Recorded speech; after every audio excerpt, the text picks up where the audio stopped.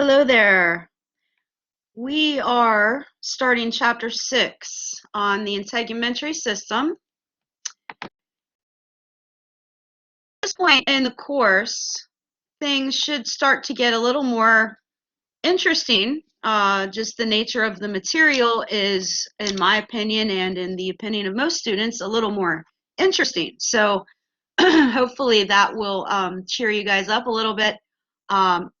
Although it does get more interesting, the physiology is going to be even heavier than it has been. So, but the fact that it's more interesting should help you dive into that physiology and really get absorbed into it. So that's what I'm hoping.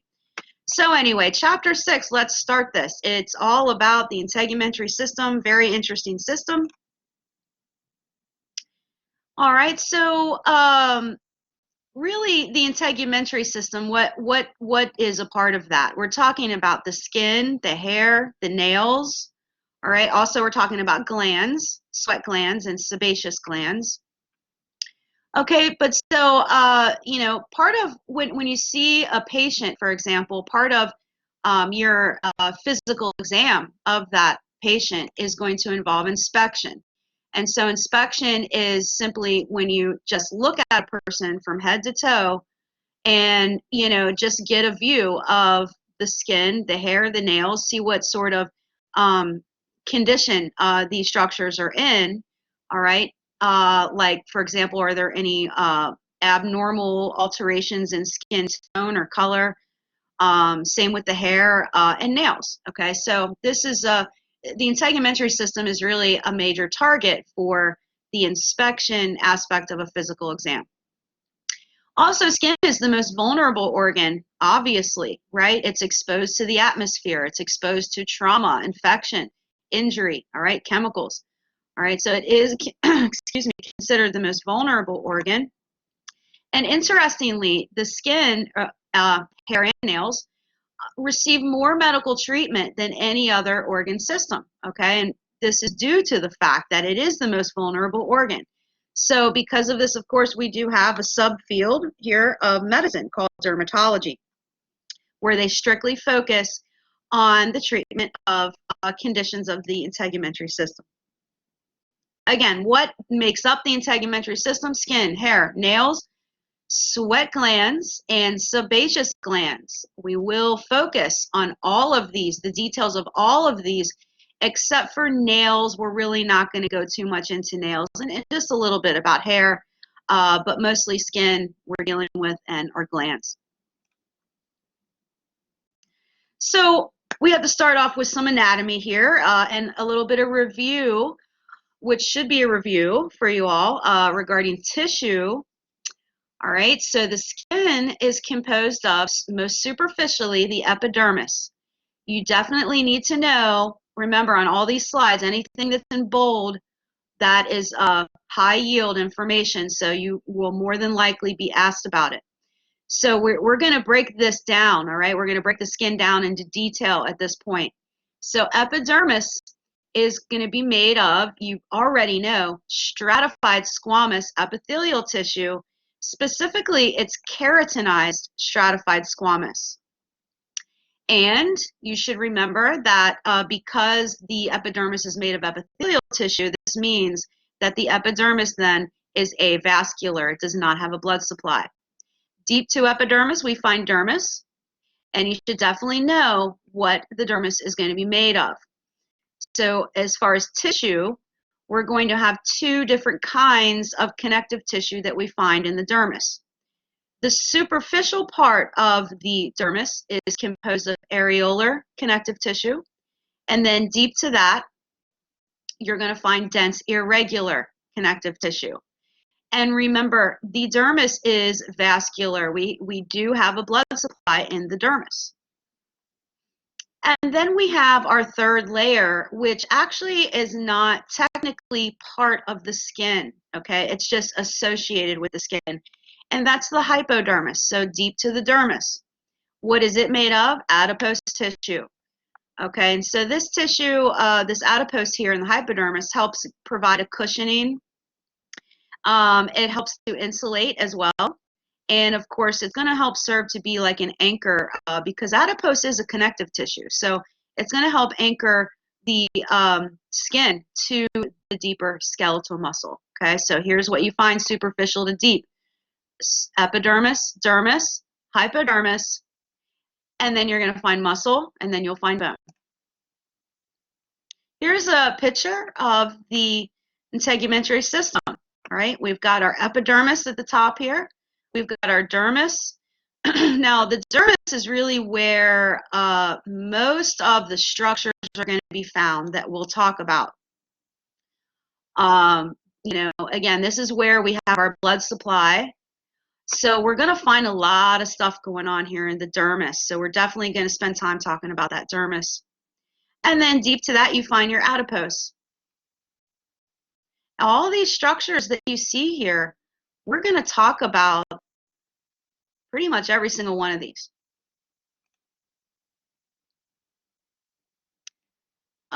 Okay, so let me go and see if I go back if that changes. No, it doesn't change. All right, so it's just blurry. All right. Okay, I can't really read it, but the main idea is, now again, when you see, if you see information here that is not in bold or not underlined, you're not going to be asked about it. Okay, a lot of this is there for your information or for a little bit of background. Okay, but definitely from this slide, what you want to know is that you have thick skin and you have thin skin. All right, thick skin is only going to be found on areas where you have high abrasion. All right, so areas that are going to be touching things a lot, for example. Okay, so thick skin you find on the palms of the hands and you find on the bottom of the feet. The rest of the skin is thin skin. All the rest is thin skin. Okay, that's all you really need to take from that slide. So now we are going to break down the epidermis.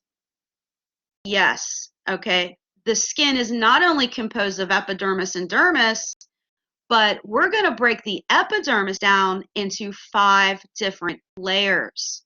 All right. So, okay, we're going to need to focus on what's going on in every single layer of the dermis. We're going to need to know what cell types exist in every single layer of the dermis. Okay, so like I said, we are going to really detail this out. So the epidermis, again, is keratinized stratified squamous epithelium. Now let's talk about the cells that you're going to find in the epidermis. Definitely very important that you know the different cell types that you find there. For sure going to have a question on that. So there are 4 major cell types that you find in the epidermis. The first one and the most abundant one is going to be the keratinocyte. Keratinocyte. Remember that cyte means it's a mature cell. Mature. Keratin, right? We mentioned keratin before. Keratin is a fibrous protein. All right, so it really provides structure. It has a protective effect because it's a very fibrous protein, meaning it's very tough. It's very hard. All right, and so this, again, is going to give the skin this really tough, hard quality. All right. In the nails, you find more keratin, which is why nails are harder or tougher compared to skin. All right, it's just because there's more keratin. The keratinocytes in nails make more keratin. Okay, so the main idea here is you have these keratinocytes that make keratin, and this keratin serves sort of a protective role here in the skin. It is the major type of cell in the epidermis. All right, and I just want to reiterate that, we need to know the different cell types of the epidermis. We're also going to talk about different cell types you find in the dermis. So just as a heads up, don't get confused about what kind of cells you find in the epidermis compared to what kind of cells you find in the dermis, all right? So what I'm saying is the cells that you find in the epidermis, you do not find these in the dermis, okay? They're not in the dermis. Epidermis only. So keratinocytes are tightly connected by desmosomes, and we talked about those in the last chapter. So desmosomes, as you recall, are these intercellular junctions, all right, that are going to provide a strong connection between cells while also allowing a little bit of give and take. So giving this tissue a little bit of flexibility as well. Now, these keratinocytes come off. They're shed. You shed. We all shed, all right? And we shed millions of these keratinocytes a day, which is really interesting. You don't really notice it or see it, okay? But there is an extremely high rate of mitosis happening in the epidermis, forming these new keratinocytes. And then, so once these new keratinocytes are made, all the old ones will be shed away. Second major cell type is extremely important, probably one of the most important cell types that we talk about in this entire chapter, all right? Melanocytes, very important cell to understand physiologically because they play a very critical role. Okay, so we're going to definitely spend a few minutes talking about these melanocytes, real important. For sure, you'll have a few questions on this and understanding, all right, what these melanocytes are doing. So where do we find them? So melanocytes are in the epidermis, and they're found in the deeper part of the epidermis, in the deeper layers of the epidermis. And what's really special about them is that melanocytes make something called melanin. Melanin is a pigment. Okay, when you're dealing with a pigment, what it does is it absorbs something. It absorbs light. Pigments absorb light. So in the case of melanin, all right, melanin is this pigment made by melanocytes that is going to absorb UV light. Very important. So once these melanocytes make the melanin, melanin is secreted from the melanocyte in a vesicle called a melanosome.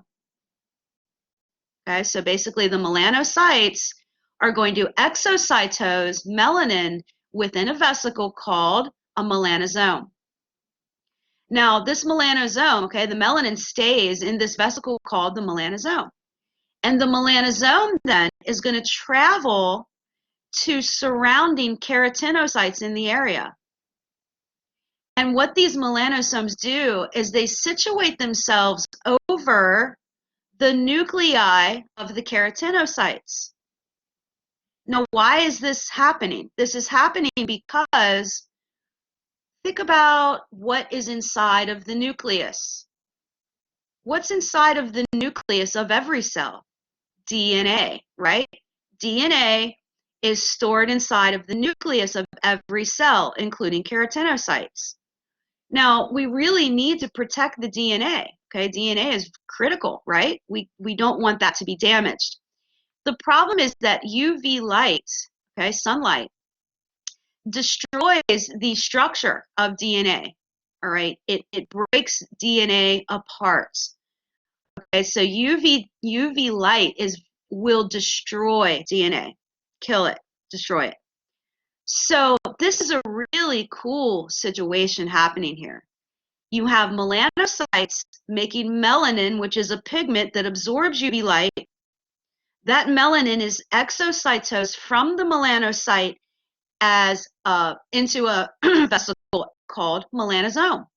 Melanosomes then go over to surrounding keratinocytes and cover the nuclei of these keratinocytes in order to absorb the UV light to prevent that UV light from destroying the DNA inside of these nuclei.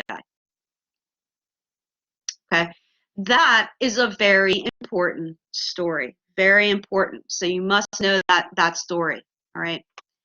Okay, so again, this is a major protective mechanism that you see happening in the skin. And that's another thing. Think back to chapter 1 when we talked about all the functions of the systems. And we mentioned that one of the functions of the integumentary system is protection. And that's exactly what we're going to be doing in chapter 6, is we're going to be detailing out exactly why and how the skin serves a protective role. So from this point on, it will no longer be sufficient for us to say the skin serves a protective role.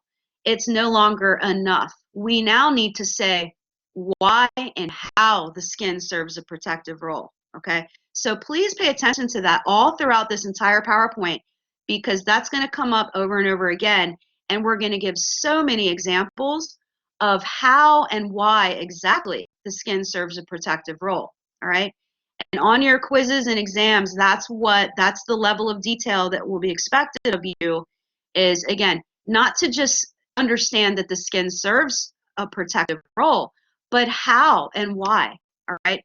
And so this is a major way that the skin at the level of the epidermis is going to serve a protective role. We're protecting our DNA from being destroyed by UV light through the production of melanin, all right? Very important. Melanin is going to come up again, okay? We're going to bring it up again later on. Third cell type that you find in the epidermis. Well, now, the general name for this cell is called a dendritic cell, but I prefer that we call it the Langerhans cell. The reason for that is because there are different kinds of dendritic cells that you find in the human body that are a part of different systems, multiple systems, all right? So, but the dendritic cell that exists in the epidermis specifically is called the Langerhans. So that's how I will say it on a quiz or exam, Langerhans. So what is a Langerhans cell? A Langerhans cell is actually a macrophage, all right? So this means this is going to be a cell that sort of patrols the epidermis. It's going to be hanging out there in the epidermis waiting for some sort of foreign pathogen to come in, all right? And so when a foreign pathogen does come in, some sort of bacteria or whatever, the macrophage is actually going to send signals to the immune system. And the immune system will then recruit other immune cells, white blood cells, and other macrophages to the skin to take out this pathogen. Okay, so these Langerhans cells are sort of like messengers, all right? They're going to patrol the epidermis waiting for something bad to come in. And when that happens, they're going to signal the immune system to send the army, to send the white blood cells, and to send other cells to the skin to take those things out. So again, if you study the immune system, you'll probably look at these, and really cool little cell here in the epidermis. Fourth cell type that we find, again, we have a general term for this. It's called tactile cell. But again, we have different kinds of tactile cells all throughout the body. So the one specifically that exists in the epidermis is called the Merkel cell. So that is what I will call it. The Merkel cell is in the epidermis, and it's a sensory receptor, all right? It's sensitive specifically to touch sensation. All right, so those are your four main cell types of the epidermis. Got to know them. So now we're going to move on to the layers of the epidermis. Remember that I mentioned that we can actually break the epidermis down into 5 layers. And yeah, here they are. We are going to talk about each of the 5 layers of the epidermis, and we're going to talk about what's going on in each of these layers. Very, very important information that you will definitely need to know. You will definitely want to know what kind of cells exist in each of these layers. What kind of physiology is going on in each of these layers? What's going on, all right? So first of all, the epidermis will be made of either 4 layers or 5 layers, okay? If you're talking about thick skin, so high abrasion areas, right? Palms of the hands and the soles of the feet, that's where we're going to have 5 layers, okay? 5 strata. Strata means layer. Thin skin, which is everywhere except for hands and feet, is going to be composed of 4 layers, right? So we're going to break these down, right? So the 5 layers. Now, use a mnemonic for this, right? Try to remember these strata in order.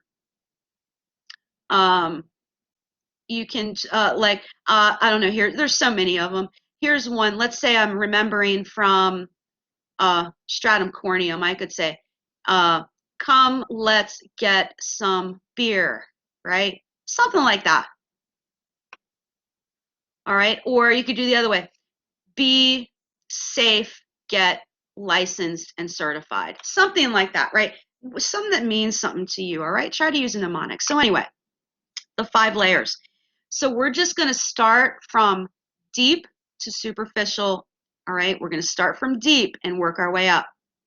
So the deepest layer of the epidermis is the stratum basale.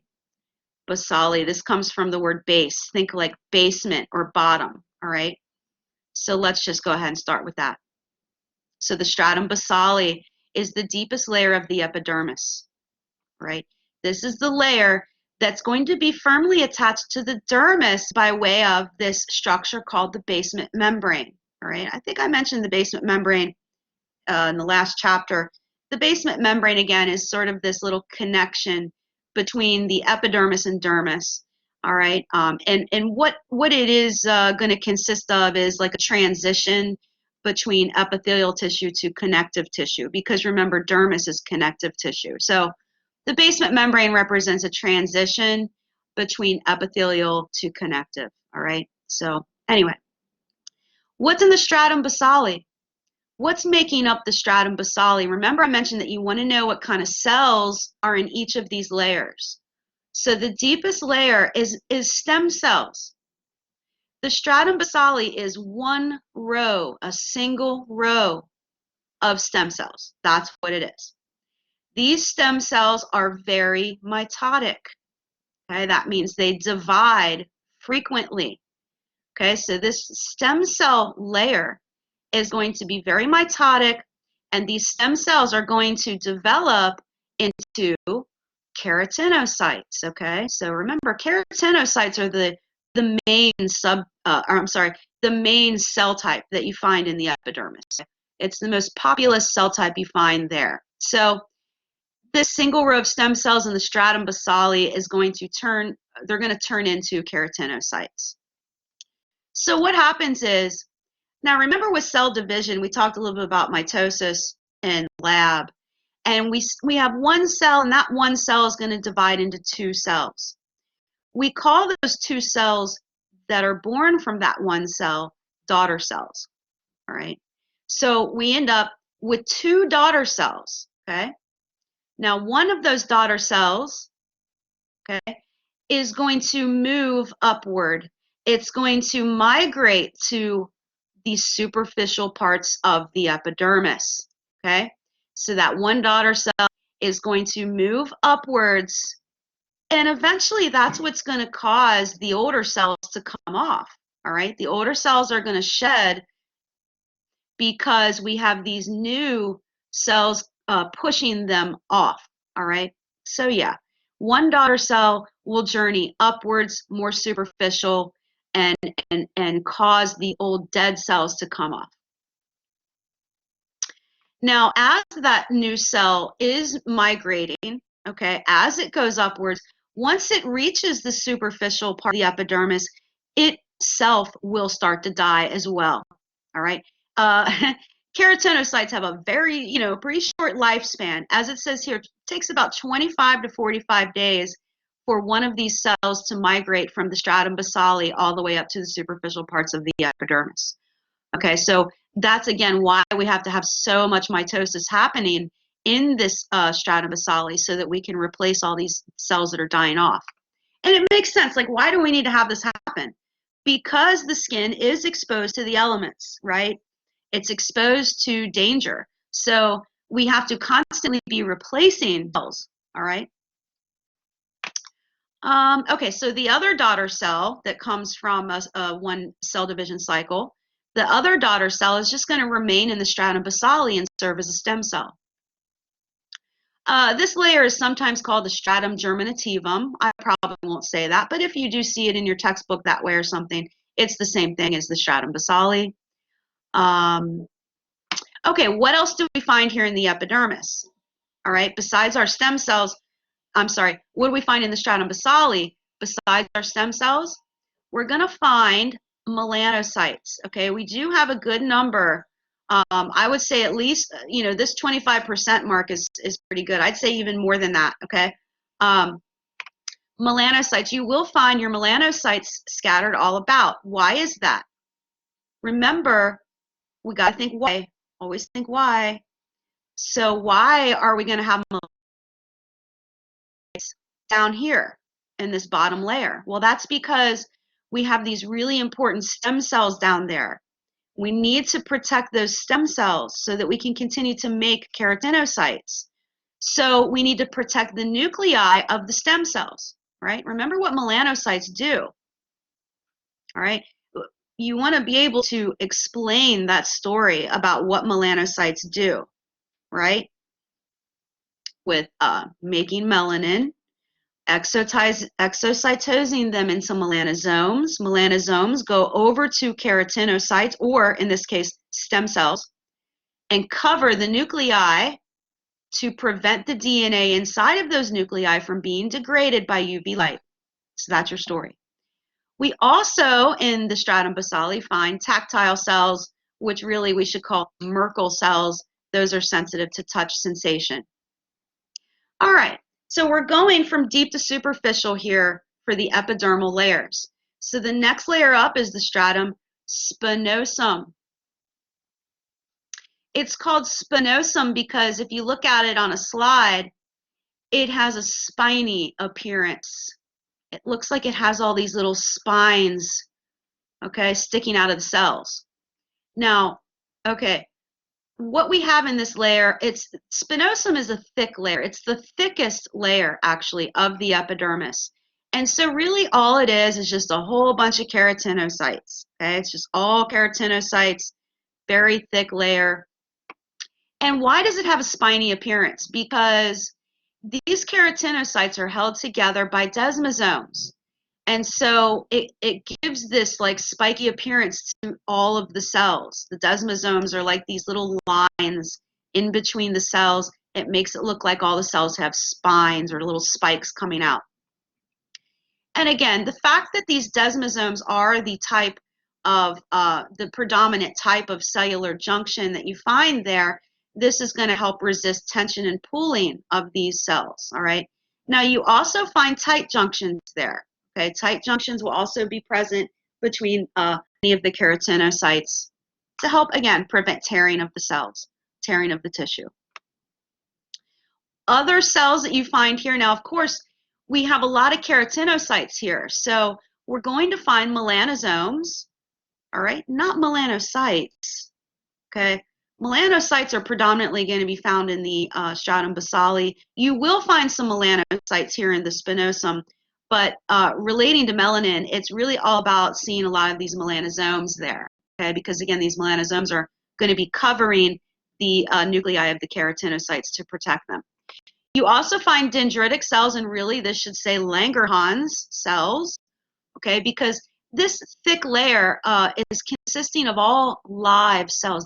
All these cells are alive here, okay? So we need to protect those. So we're going to have our little macrophages there help to protect the keratinocytes from pathogens. The next layer up, superficial, is extremely interesting, I think. There's a lot happening in this layer. All right, so we'll spend a couple minutes on it. The Stratum Granulosum. Remember I mentioned when we talk about the skin playing a protective role, we need to describe how and why the skin is doing that.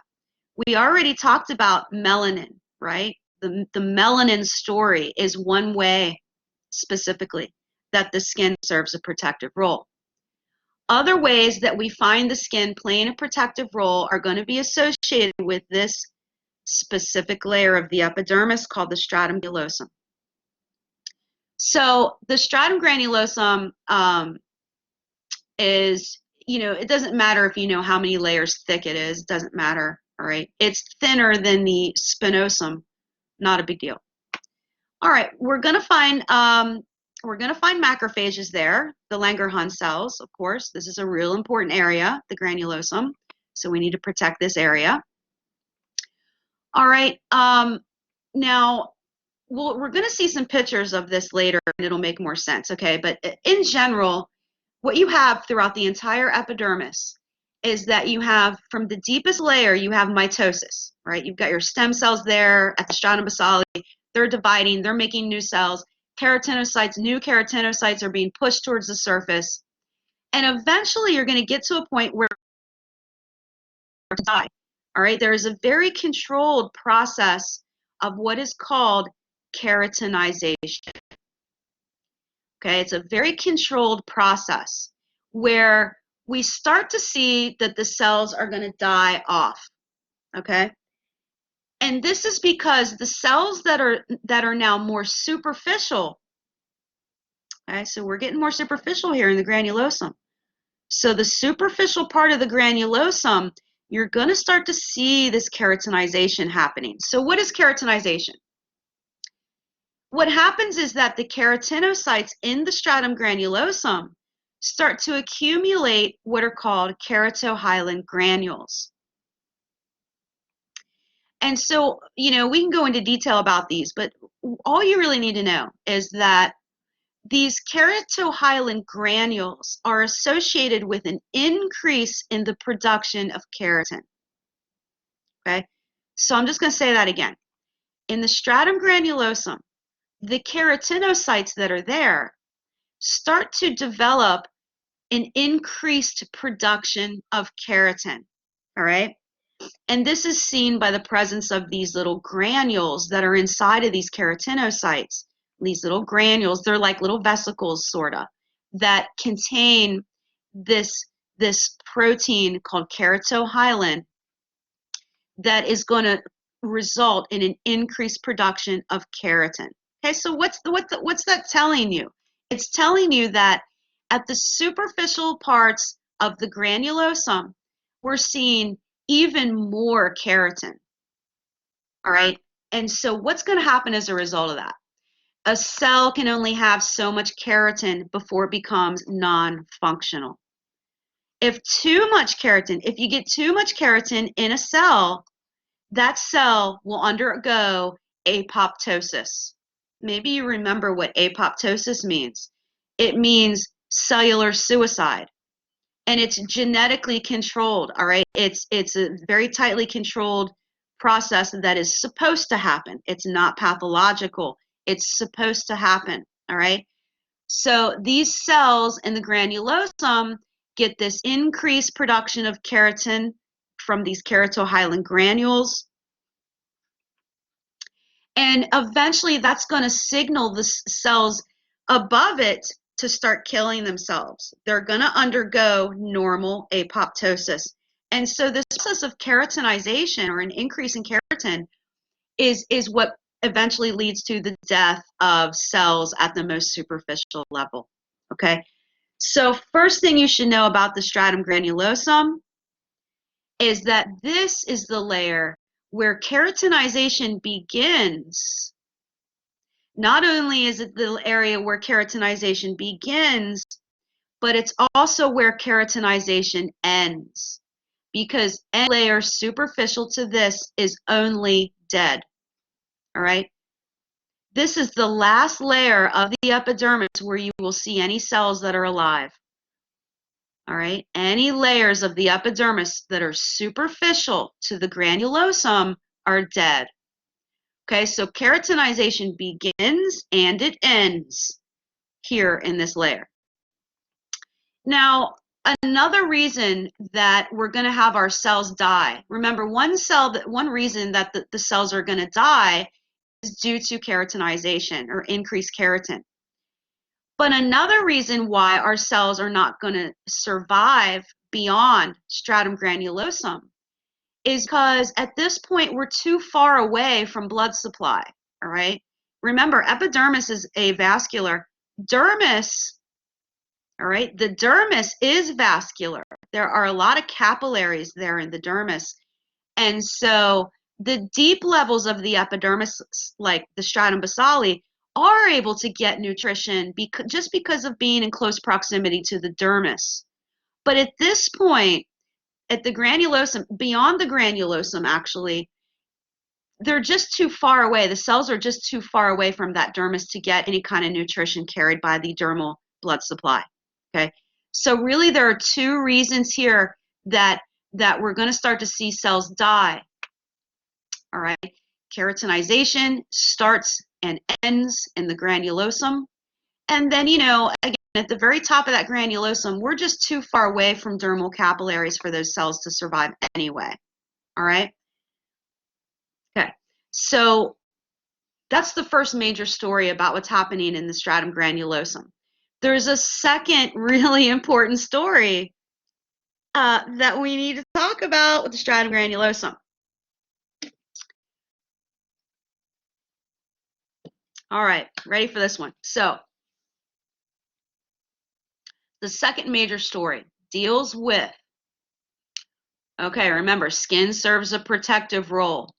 One way the skin serves a protective role is the fact that the skin, the epidermis is water resistant. Water resistant both ways. So this means we don't get water loss, or we have a small amount of water loss from the skin, okay? It also means that we do not allow the entry of water into the skin. It goes both ways, okay?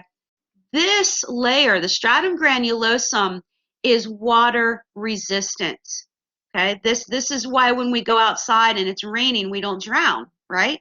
Because the rain is going into our skin, all right? This is why when you take a shower, you're not drowning, because the water is not getting into the skin. It's not getting past the stratum granulosum. The stratum granulosum is water resistant. The reason it's water resistant is because in addition to the keratohyalin granules, we have this other kind of granule you find in the stratum granulosum, and they're called, this is really important, these are called lamellar granules. Now, the lamellar granules contain lipid. So that should all make sense to you now, right? These lamellar granules have a glycolipid, but lipid is really the important part of this. So because this layer, the stratum granulosum, has this lipid in it, then water can't pass, can it? Okay, so water is not going to come in through the granulosum from the outside, and water is not going to leave the granulosum from the inside. Okay, very important story. Now, I want to relate that to something, to real life. So think about this, all right? Epidermis, all right, you know, we're talking about what we have in the epidermis, what kind of cells we have there and stuff like that. Now, dermis is, like I said, where everything is. That's where the blood supply is. That's where all of our connective tissue is. Make a relationship here. In the dermis, I know I'm talking about the dermis, but bear with me. So the dermis has connective tissue, right? What is in that connective tissue? Collagen, elastic fibers, reticular fibers. Remember that? So collagen, which provides strength in the dermis, okay, is, well, it's in the dermis. So think about it, all right? Skin products, hair products that we all buy, all the stuff that's in those skin products, it really doesn't do anything for the epidermis. It's not about the epidermis, all right? All that stuff in the products is for the dermis. That's what it's for. Notice that a lot of your skin and hair products, what do they boast about having in them? Collagen, right? Look at all these lotions that you buy, and it on the label it will say, you know, that it contains collagen. Or if you get lucky, you find a product that also says it has elastin. If you can find a skin product that has both collagen and elastin in it, that's what you want. All right? So, because here's the deal. We need to get that stuff to the dermis, right? It's useless in the epidermis because do we have collagen? Do we have collagen and elastic fibers in the epidermis? No, it's in the dermis. So you want to get those products to penetrate to the dermis. Okay, hopefully y'all are bearing with me on this. So here's the connection. You must buy products that are fat-based, lipid-based. If you go to the Dollar Tree, go to the dollar store, buy some lotion, and you'll notice that it's really thin. It's very watery, all right? It's not thick. It's very thin. But let's say you go and spend a few more dollars on a lotion, go somewhere else and maybe spend $10 on a nice lotion and look at the consistency of that one. And you will notice it's much thicker, right? That's because it's more lipid-based.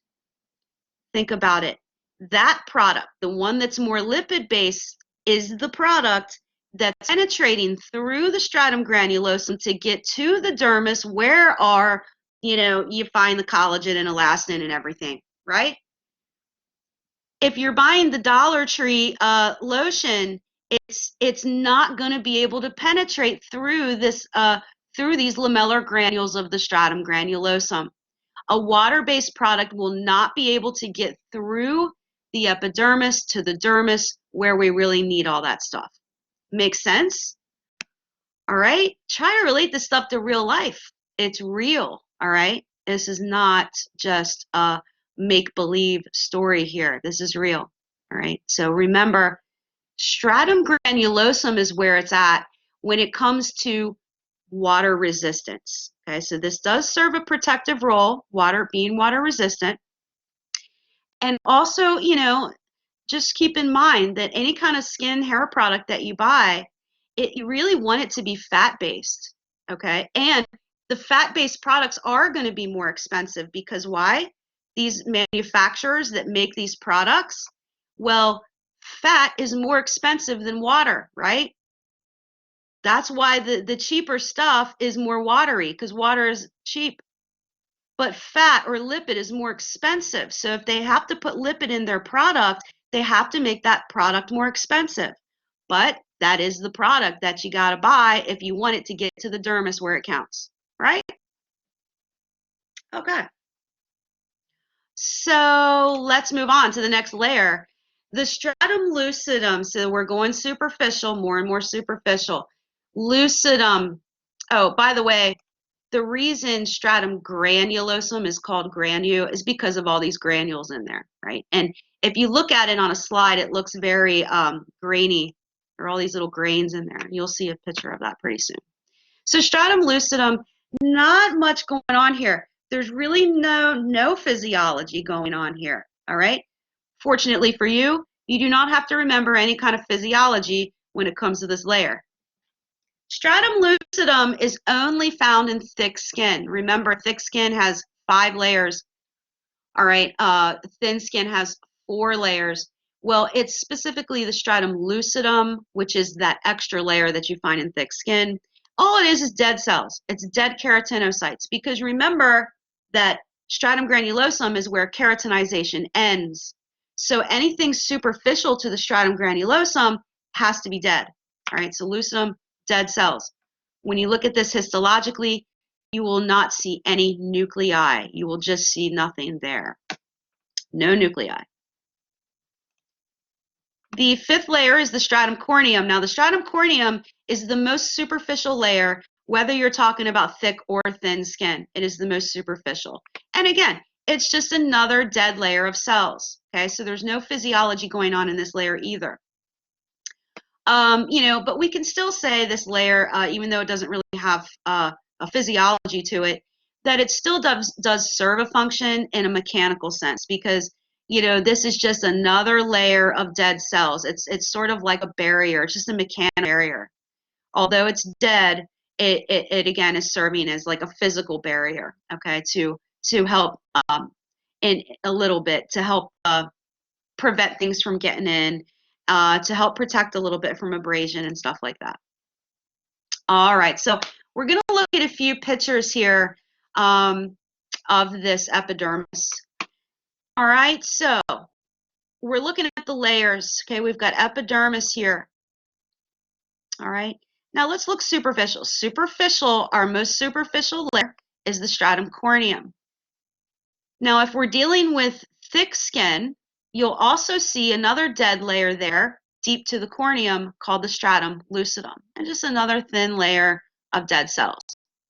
Deep to that, you will find the all-important stratum granulosum. All right, stratum granulosum is a thinner layer, but these cells are alive.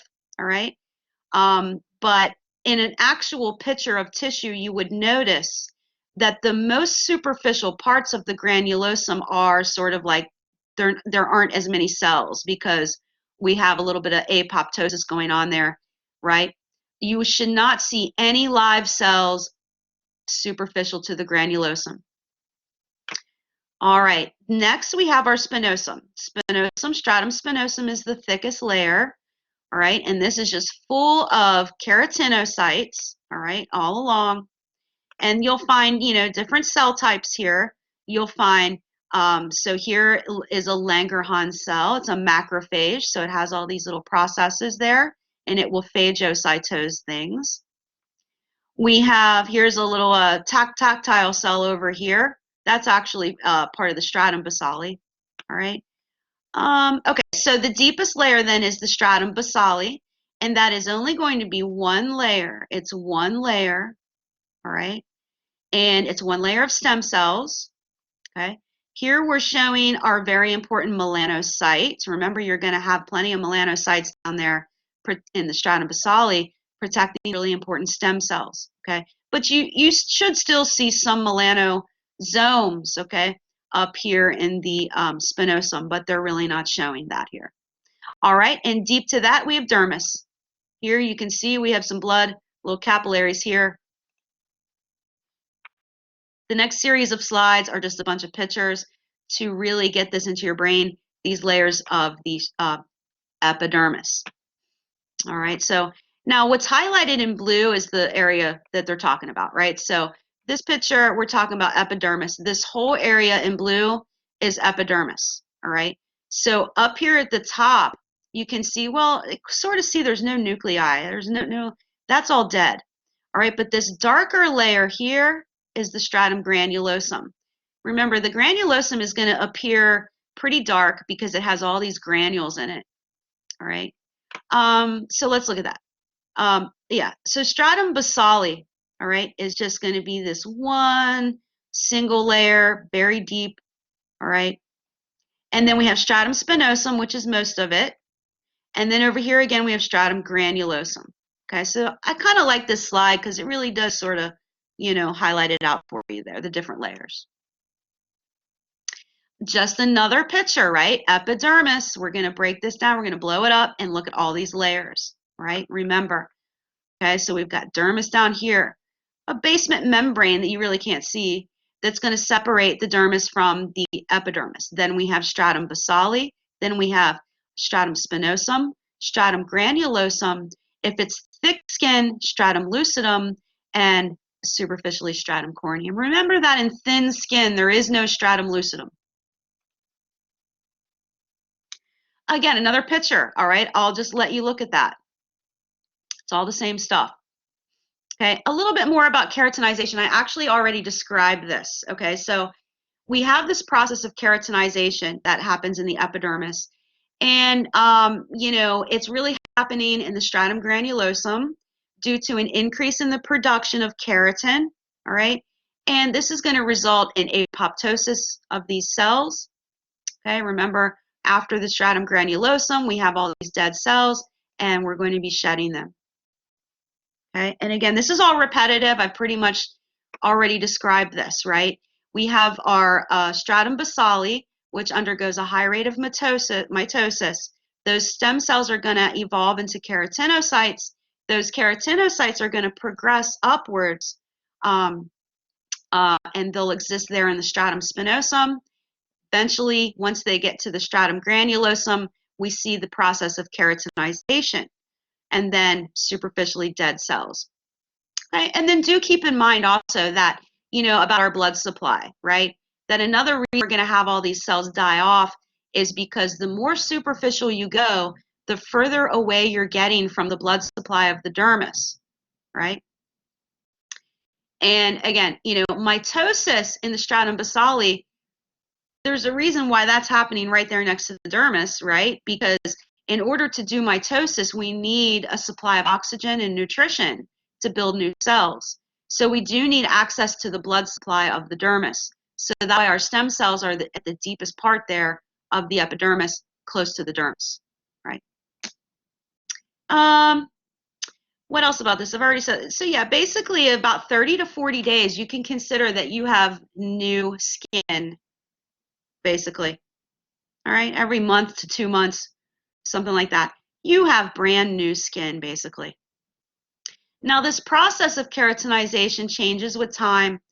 And remember, anytime you're dealing with aging, every single physiological process in the body, including keratinization, slows down. Okay, so keratinization slows down with age. Now, on the other hand, if you have an injury to skin, or if there's some part of the skin that gets used a lot or stressed a lot, you will see that it increases the rate of keratinization. Okay, if you have an injury or an area of the skin that's used a lot, this triggers an increase in rate of keratinization. And this is seen on the skin as calluses or corns, all right, if you're dealing with an area that you use a lot, all right? And these are just thick accumulations of the dead keratinocytes because we had an increase in keratinization happen, so we're going to have more dead cells, and they're just going to accumulate in those areas that receive greater stress or abrasion to them. Again, another layer or another picture of the skin.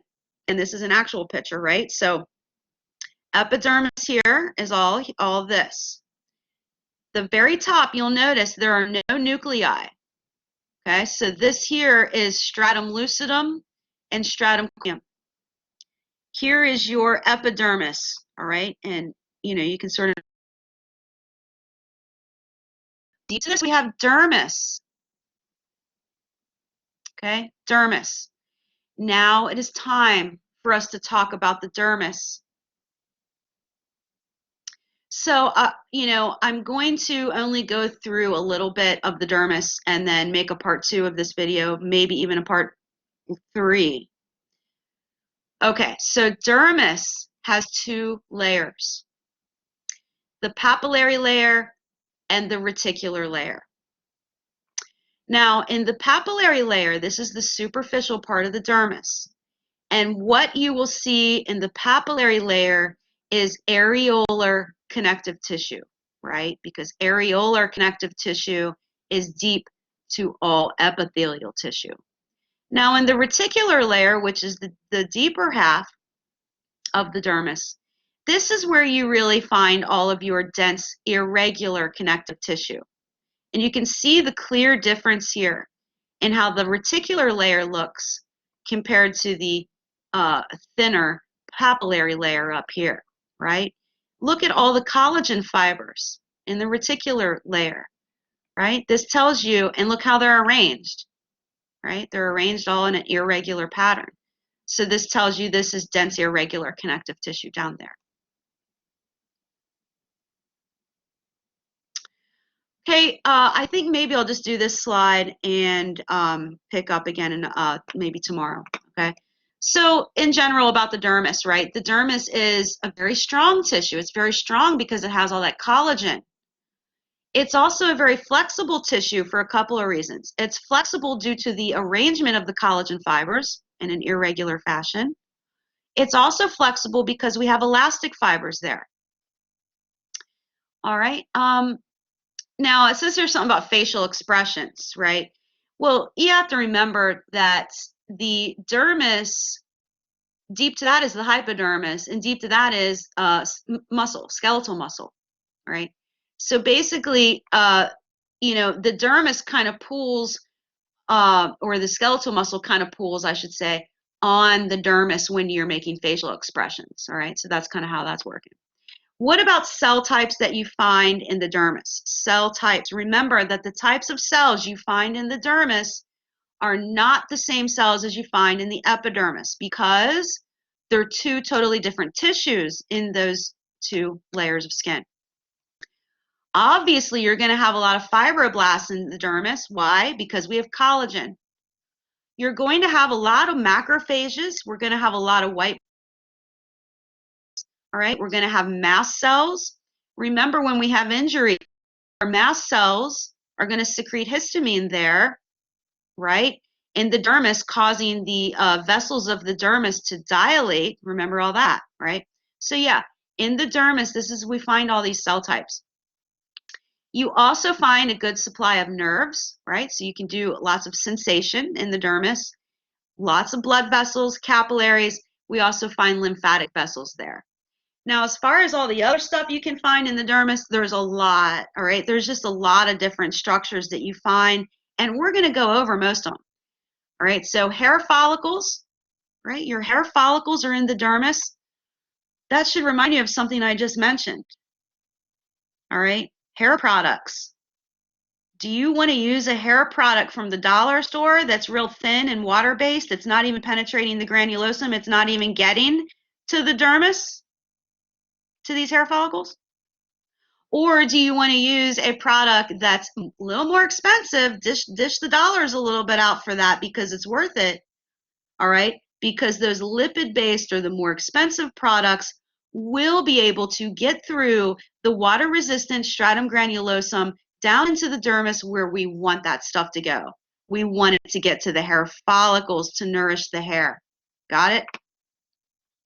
Nail roots. Okay, so yeah, we'll just mention a little bit about nails later.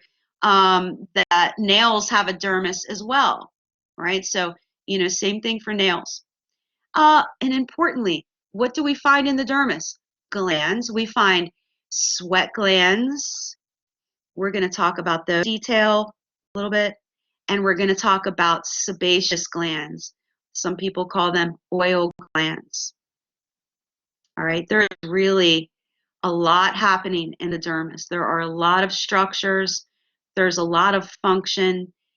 That's really where it's all at. All right. And then again, there will be two layers to the dermis. You have a papillary layer and a reticular layer. And yeah, I'm going to go ahead and stop there. There may be 3 parts to this lecture, maybe 2, but this will be the end of part 1. I think that's enough because that was about an hour. So have fun studying all that, and I will be back with you tomorrow for a second video. Have a great night. Thank you.